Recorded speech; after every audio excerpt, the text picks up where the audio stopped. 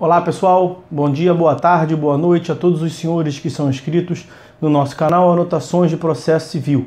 Se você ainda não é, eu sou o professor Arthur Vieira e depois que eu concluí o meu doutorado em Direito Processual, eu resolvi me dedicar a esses veículos de comunicação para que eu pudesse transmitir aos senhores conhecimento jurídico de qualidade e de forma gratuita. Aqui eu vou pontuar o meu e-mail de contato para que eventuais interessados possam estabelecer um contato mais direto. Inclusive, nós podemos eventualmente considerar a hipótese de publicar um artigo científico em conjunto, tá certo? Bom, gostaria de pontuar também com os senhores o nosso canal no YouTube.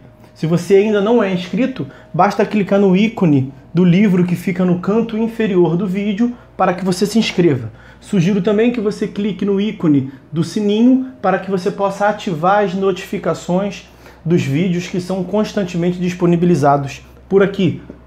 Gostaria de apresentar também aos senhores a nossa plataforma acadêmica, arturvieiracursos.com.br, arturvieiracursos.com.br, onde os senhores encontrarão cursos online de modo gratuito, inclusive com a emissão de certificado válido em todo o território nacional, tá certo? Então, após a pausa, nós vamos tratar do vídeo de hoje. Então, meus amigos, vamos dar prosseguimento aqui à análise do procedimento comum.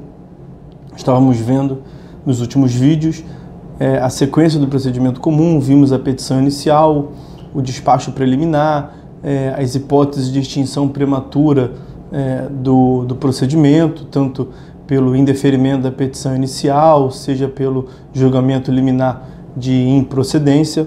Vimos também as hipóteses que o juiz pode determinar a citação do réu, no caso de despacho preliminar positivo. Temos a hipótese de emenda da petição inicial, se o despacho preliminar for negativo. Vimos também que o juiz vai designar uma audiência preliminar para a tentativa de mediação ou conciliação. E aí, se esse ato que foi introduzido pelo Código de 2015, ele resultar em um resultado, ele resultar de forma positiva, nós teremos uma sentença homologatória que vai extinguir o processo ou que vai resolver parcialmente o mérito, se houver uma resolução parcial da controvérsia. Enfim, nós teremos uma decisão interlocutória. Nesse caso, nós teremos, portanto, ou uma resolução integral ou uma resolução parcial da controvérsia. E o próximo ato processual, uma vez que não se tenha a extinção do processo, nesse momento, nessa fase processual, o próximo ato processual é o da resposta do réu. E é a isso que eu pretendo dedicar esse e os próximos vídeos com os senhores. Então, nós vamos inaugurar a análise do ato processual ou da fase do procedimento que se chama da resposta do réu. Esse ato, essa fase do procedimento, resposta do réu, ele costumeiramente é confundido como sendo a contestação, momento no qual o réu oferece contestação. É verdade que a contestação é uma resposta do réu, mas o inverso não é verdadeiro. Resposta do réu não é sinônimo de contestação. A relação que há entre eles, na verdade, é de gênero e espécie. Resposta do réu é gênero e contestação é uma das espécies de resposta do réu. No Código de 73, a contestação era uma das diversas espécies de resposta do réu. No Código de 2015, a contestação é uma das duas possíveis respostas do réu no procedimento comum, na tutela cognitiva pelo procedimento comum. Então nós vamos ver quais são as duas respostas do réu. Já vamos a elas. Contestação e reconvenção. Contestação é a resposta do réu pela qual ele se defende. E reconvenção é a resposta do réu pela qual ele contra-ataca. Vamos, nesse momento inicial, deixar assim. Nós vamos aprofundar isso, teremos um vídeo próprio, uma aula própria para tratar só sobre contestação, na verdade, vários vídeos para tratar só sobre contestação.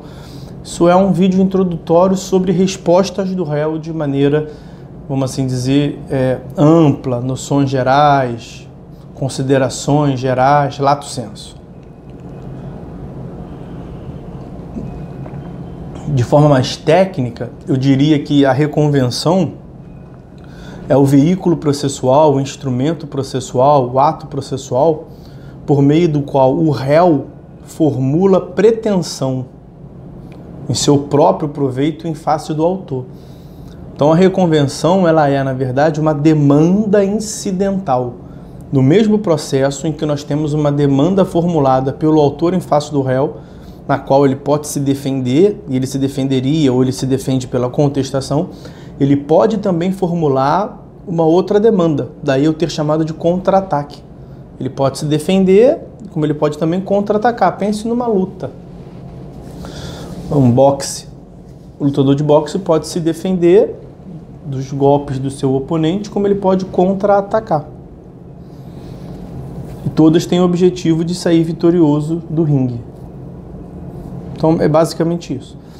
Contestação é o veículo processual por meio do qual o réu responde se defendendo. Reconvenção é o veículo processual por meio do qual o réu responde contra-atacando. A contestação está regulamentada no Código nos artigos 335 a 342, 335 a 342. Já a reconvenção está toda ela regulamentada em um único artigo, artigo 343. Então, só aí já dá para ver que nós vamos ficar bastante tempo falando da contestação e vamos ficar menos tempo falando da reconvenção. Mas também não vai ser tão pouco tempo assim, tem bastante coisa para falar sobre a reconvenção, tá? Bom, para encerrar esse vídeo introdutório, lá no começo dele eu falei assim para vocês, olha, vê se vocês lembram. No Código de 73, a contestação era uma das diversas e inúmeras espécies de resposta do réu. E agora no Código de 2015 ela é uma de duas. O que houve então? O Código de 2015 ele facilitou. Nós podemos, e eu tenho que aprofundar um pouco mais isso. Nós temos duas respostas do réu no Código de 2015. Isso é verdade. O réu pode oferecer duas respostas distintas. Nós já vimos, contestação e reconvenção. Eu tenho que dividir essa parte final do vídeo em dois tópicos. O que mudou do código anterior para o novo código, que nós estamos vendo agora, e uma segunda parte, que vamos concluir o vídeo, que eu já vou chegar já, que é quando o réu apresenta a contestação e a reconvenção juntos, beleza? Bom, o que mudou do código anterior para o código atual? No código anterior, o réu também poderia contestar. Quando ele fazia isso, ele fazia por peça autônoma, contestação. No código anterior, o réu poderia reconvir, oferecer reconvenção. Quando ele pretendia fazer isso, ele fazia por peça autônoma. Imprimia as folhas, grampeava, oferecia no protocolo uma reconvenção. No código anterior, o réu poderia oferecer um instrumento processual que era chamado de exceção de incompetência. Quando o réu pretendia alegar que o juízo era absolutamente incompetente ou relativamente incompetente, ele deveria alegar por meio de um instrumento próprio que se chamava exceção.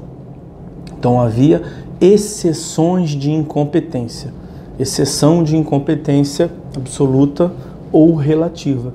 Isso era feito por meio de um instrumento processual próprio.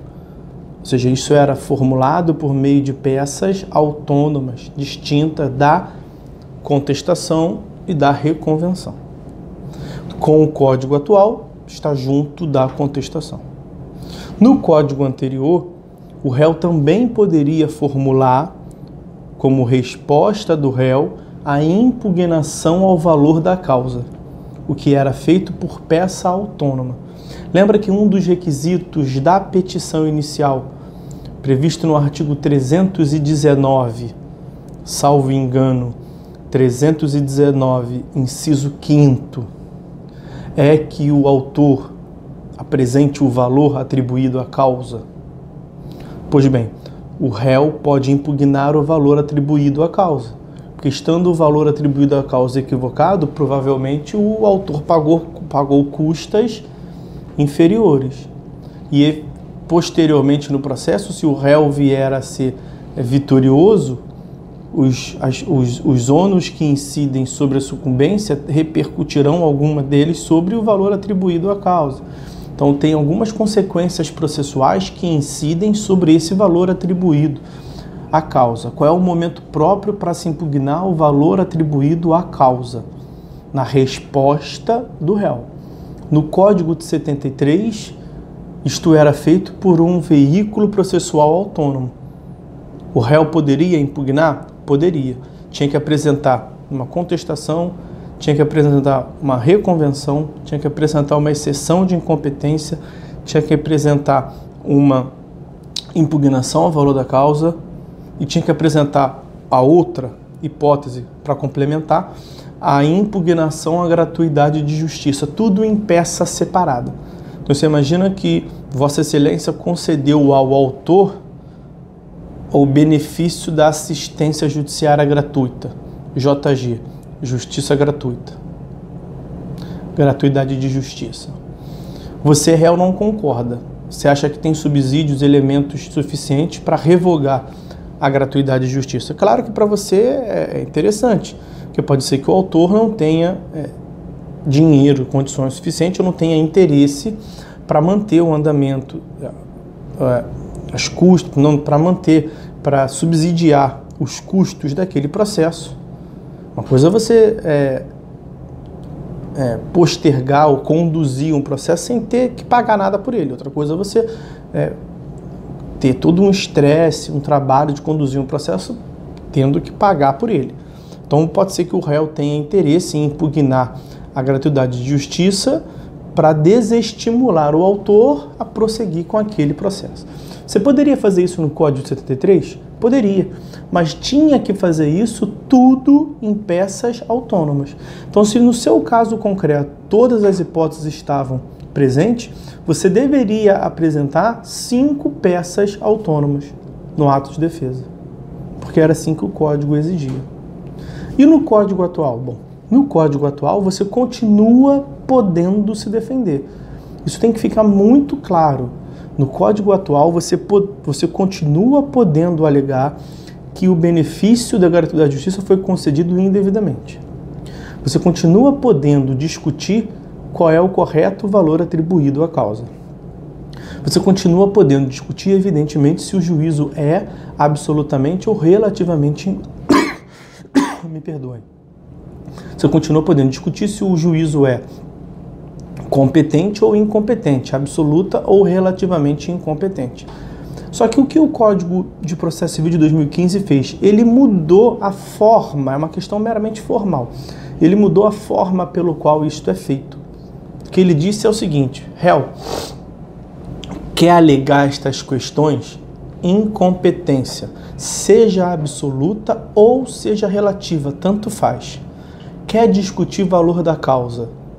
Quer discutir gratuidade? Não precisa fazer em peça separada.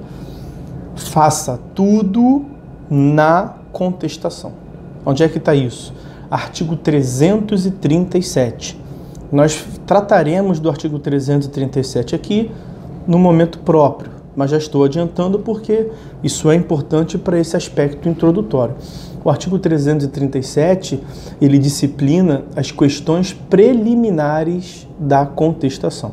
Questões preliminares são aquelas que são analisadas antes do mérito. Então, antes do réu discutir o mérito, o pano de fundo, o pedido, a pretensão principal, ele está discutindo questões relacionadas ao processo. Questões preliminares, que estão antes do mérito. Portanto, Então ele está discutindo o valor atribuído à causa, se o autor tem ou não tem direito à gratuidade de justiça, se aquele juízo pode ou não pode julgar aquela causa. Isso é feito na contestação como questão preliminar antes de julgar o mérito. Então, artigo 337, inciso 2º, é o que vai tratar da alegação de incompetência. Artigo 337, inciso 3º, é o que vai falar da impugnação ao valor da causa. E o artigo 337, inciso 13, é o que vai falar da impugnação à gratuidade de justiça. Beleza? Uma última consideração para a gente encerrar esse vídeo e esse aspecto introdutório sobre as respostas do réu. Quais são, portanto, as respostas do réu no Código de 2015? São 2 respostas do réu. Já vimos que eram várias no Código de 73. O novo CPC, ele aglutinou, ele juntou, ele unificou as várias em 2 só. Contestação, que é defesa, e reconvenção, que é contra-ataque, beleza? Contestação, e vem tudo dentro da contestação, e reconvenção, que é contra-ataque. Mas atenção, foi o que eu falei que é a segunda parte dessa parte final, o segundo tópico dessa parte final para a gente encerrar o vídeo. Atenção, aonde que está disciplinada a reconvenção? Eu já falei isso para vocês. No artigo 343, a reconvenção está disciplinada no artigo 343 e nós voltaremos a tratar dele em outro vídeo. O artigo 343 diz o seguinte: o réu pode, na sua resposta do réu, na sua resposta, se limitar a contestar. O réu pode se limitar a reconvir. Como ele pode fazer as 2 coisas? Ele pode contestar, se defendeu, ele pode se defender e contra-atacar. Contestou para se defender e reconviu para contra-atacar. Nesta terceira opção, veja, primeira opção, só se defendeu, só contestou. Excelência, eu não quero perder. Como a segunda opção, ele pode não se defender e reconvir, contra-atacar.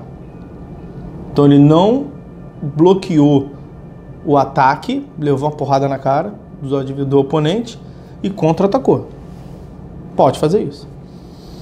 Como ele pode se defender e contra-atacar. Então, ele contestou, excelência, eu não quero perder, bloqueou a defesa. E ele reconviu. Reconvenção. Contra-atacou. Pode fazer isso? Pode.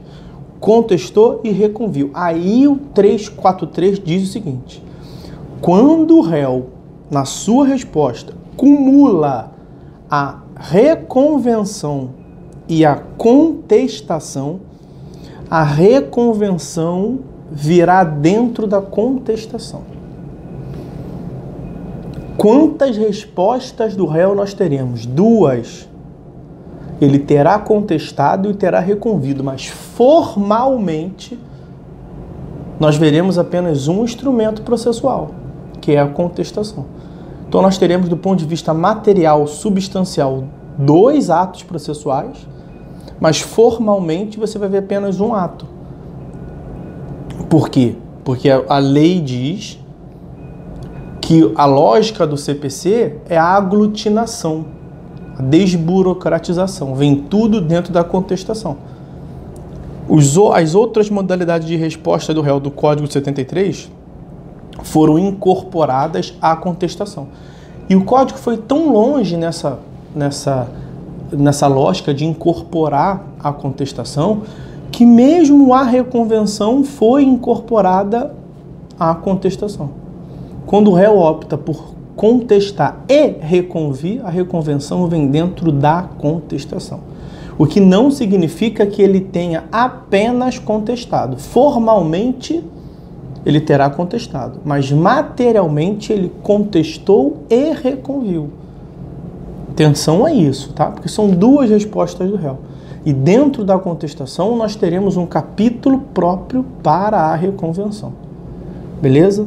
Então atenção a esses dados, são elementos importantes para a compreensão dos senhores. Nos próximos vídeos, nós dedicaremos, portanto, a alguma análise extensa relacionada à contestação. Nós teremos uma sequência de diversos vídeos para falar da contestação e alguns vídeos para falar também da reconvenção. Beleza? Forte abraço a todos, fiquem com Deus, até uma próxima.